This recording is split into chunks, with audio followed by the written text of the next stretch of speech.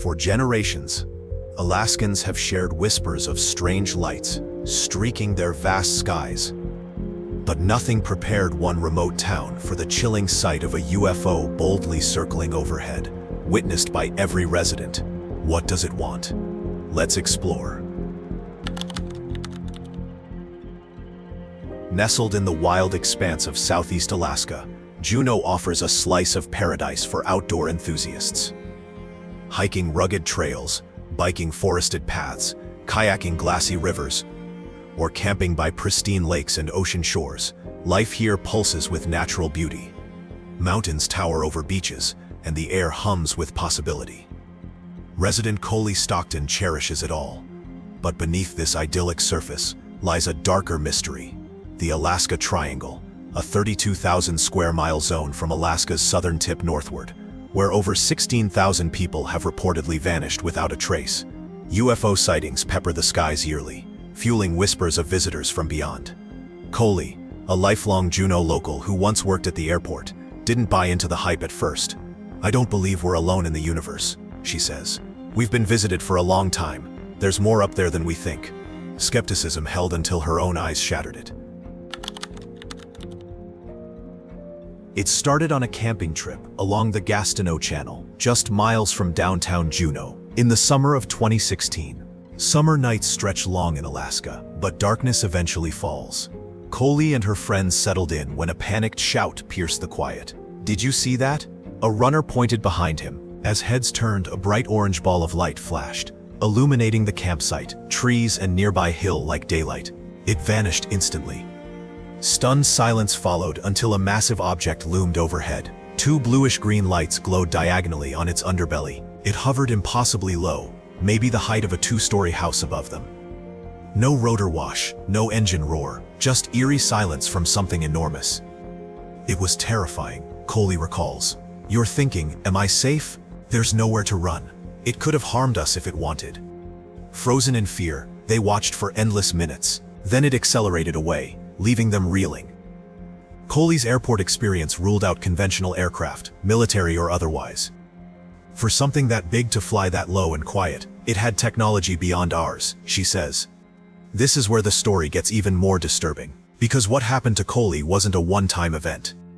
Something was tracking her, following her movements, and what happened next proves these encounters were deliberate. That silent giant hovering like a predator just feet away. Would you have frozen or bolted? What would you do? Comment and chat with me. But what happened next proves something was stalking her relentlessly, and it wasn't done yet. The first sighting haunted Coley for months. A year later, in the summer of 2017, anchored in a remote bay opposite the previous site, history seemed to repeat itself, but this time it felt worse. It was a clear, warm night. Across the water, lights flickered like distant campfires on an island. But they moved unnaturally, dipping behind ridges and re-emerging. No civilization nearby, just open water. Unease built as Coley and her companion watched these impossible movements. 15 minutes in, a blinding white orb dropped onto the boat's bow. It lit the bay like a flare, water shimmering, boat glowing, shoreline trees stark white. Coley's companion slammed a plexiglass window shut in panic. That won't help, she thought. No sound, no other boats. They were sitting ducks. Then, poof, the light evaporated. There was something there, Coley insists. No explanation, but it happened. Twice now, the same phenomenon had targeted her locations. Was she being watched? What makes this encounter particularly chilling, in Coley's view, is the precision. This didn't feel random. The object appeared to know exactly where she would be, almost like it had been monitoring her movements for an entire year. The technology required to track someone across Alaska's vast wilderness seemed far beyond our current capabilities. If you want to see the alien energy hidden beneath the ice in Alaska, I've also added a direct link to it in the pinned comment below this video. Then don't forget to come back. The next discovery is about the third encounter. Convinced the same phenomenon was stalking her, Coley craved evidence. I'd seen them before, but never captured proof, she says. Her chance came 18 months later, in the winter of 2018, on a frigid, crystal-clear night. Hunting northern lights from her porch, she glanced up. Lights danced in the sky, multiple orbs, some splitting in two, others revealing rotating colors as they neared. "Third time's the charm," she quipped, grabbing her phone. She snapped videos and photos, 2 lights near the house roof, more between trees, unmistakably structured and maneuvering. She posted them online. Responses flooded in. Others in Juneau and beyond shared eerily similar images. "It validated me," Coley says. "You're not crazy when matches appear." Videos show orbs circling, pulsing, defying drone or plane logic. The footage Coley captured that night, in her view, represents some of the clearest UFO sightings she's recorded in Alaska. These aren't distant specks of light. The objects appeared structured, clearly visible, performing maneuvers that seem to defy conventional physics, like splitting apart and rejoining, hovering motionless in sub-zero temperatures, and emitting light patterns unlike any known aircraft. Tap the like button to let us know this content is making a difference. And if you're watching on your phone, be sure to press the hype button right below. Every hype helps this video get published to more people, and it truly supports me in earning extra income. I promise to keep bringing you even more great content. Coley's story isn't isolated. Juneau buzzed that winter as reports poured in. A whole town is reportedly witnessing UFOs circling overhead. Social media lit up with dashcam clips, porch videos, and eyewitness sketches matching Coley's. Silent, low-flying objects with colored lights, often orange orbs transitioning to structured forms. The Alaska Triangle amplifies the intrigue. Like the Bermuda Triangle, it devours lives and spits out anomalies. Hundreds of UFO reports yearly, per local databases, cluster here, perhaps drawn by remote terrain or magnetic quirks. Coley ponders why her. "I don't know. They've been around a while and aren't leaving. In my opinion, they're from elsewhere." Experts weigh in cautiously. Aviation insiders dismiss military tests. Pilots report identical silent giants. UAP researchers, citing Pentagon disclosures, note similar transmedium objects, air-to-water capable, matching Coley's Bay incident. What's particularly disturbing about the Juneau sightings, in witnesses' accounts, is the coordinated nature. Multiple people reported the same objects at the same times, ruling out individual hallucinations or misidentifications. These appeared real and physical, operating with apparent intelligence and purpose. Today, Coley hikes Juneau's trails with new vigilance, phone at the ready. Comfort comes from community validation, but unease lingers. Other people see it too. Unmistakable, she says. As UFO disclosures accelerate globally, Juneau's skies remind us that the unknown hovers close, but Coley's encounters are just the beginning. What I'm about to show you next involves a veteran pilot, whose experience near Anchorage will make you question everything you thought you knew about what's flying in our skies. Bill Carter, a lifelong pilot whose parents were both aviators, never forgot December 16, 2019. With his wife, Patricia Roll, an Athabascan native raised in Anchorage, he stepped into their car on a frozen night. "I looked up because of an orange glow on the hood," Patricia recalled. Bill added, "Wow, what the hell? An orange orb, huge, coming right at us." A second orb appeared at the same altitude, then a third. Silent and impossibly bright, they moved in perfect formation. "They're intelligently controlled," Bill said. "Same speed, same elevation, spaced evenly." Patricia grabbed her phone, hands shaking in the cold, capturing the glowing coals expanding in the sky. Bill, stunned, declared, "That's a UFO. Unknown. Seriously." Near Merrill Field Airstrip, flanked by military bases like Elmendorf and Fort Richardson, the sighting felt too precise. Bill, no stranger to aircraft, ruled out military or private planes. "I'm going to say there were about 7. Not from this world," he said. What makes Bill's testimony so compelling is his aviation background. This isn't some random person misidentifying Venus or a weather balloon. This is a professional pilot with decades of experience who knows every type of aircraft that should be in Alaskan airspace. When someone with his credentials says these objects displayed technology beyond our capabilities, in his view, it's worth paying attention. UFO researcher Krista Stewart, with over 20 years of studying Alaskan phenomena, notes that such formations are common. It's not unusual to see multiple objects, like military fleets or the 1986 Japan Airlines incident with a mothership and lights over multiple towns. She cites a remote Alaskan village where objects seemed to perform for the residents, hovering deliberately despite the state's vast emptiness.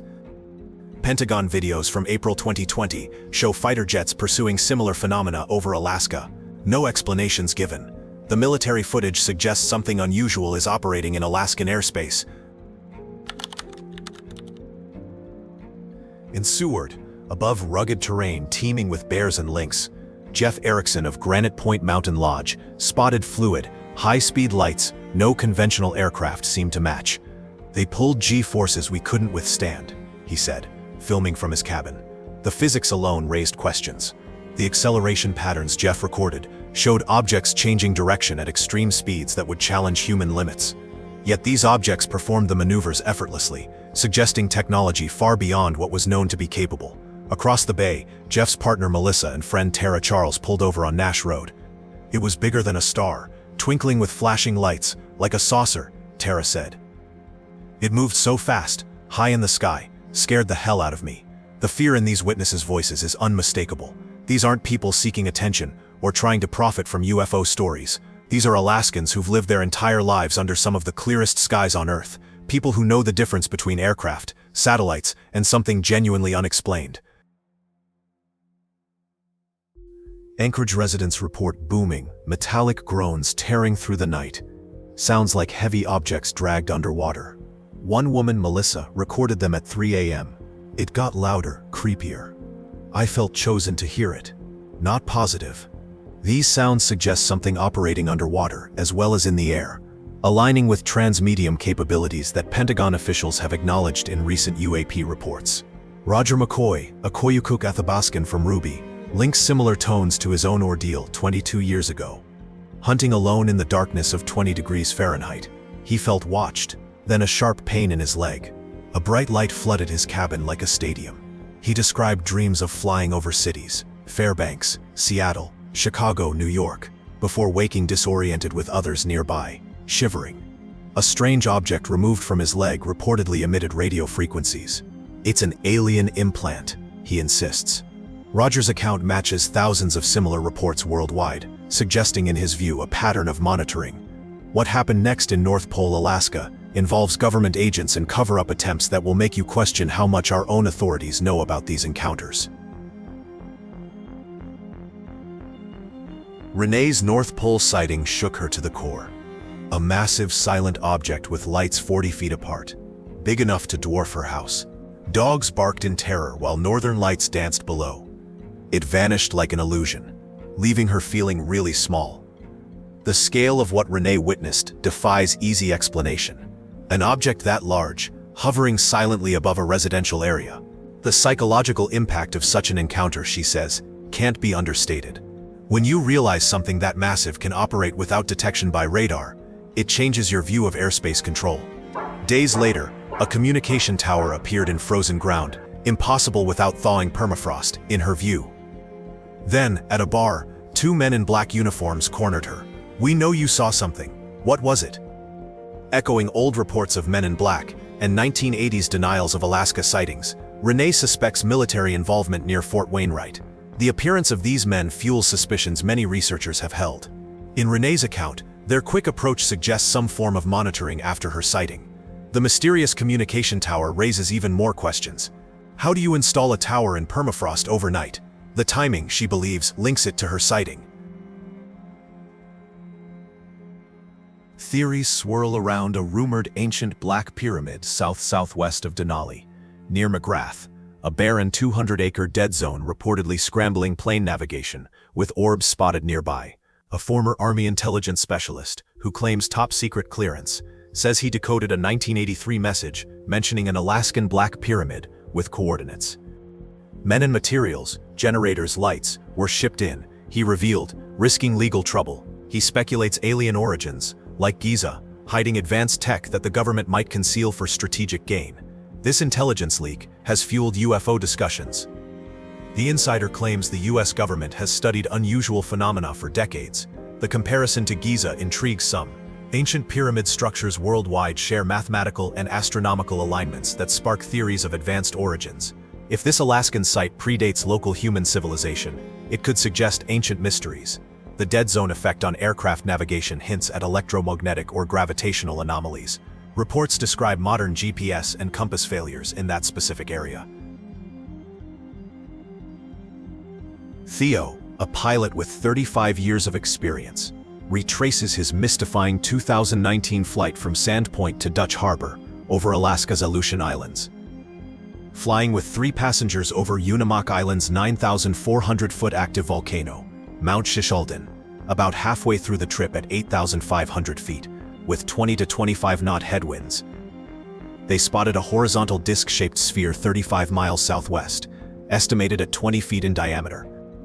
Unlike thousands of prior photos from his camera, this object sharpened in subsequent shots, approaching the mountain uniformly.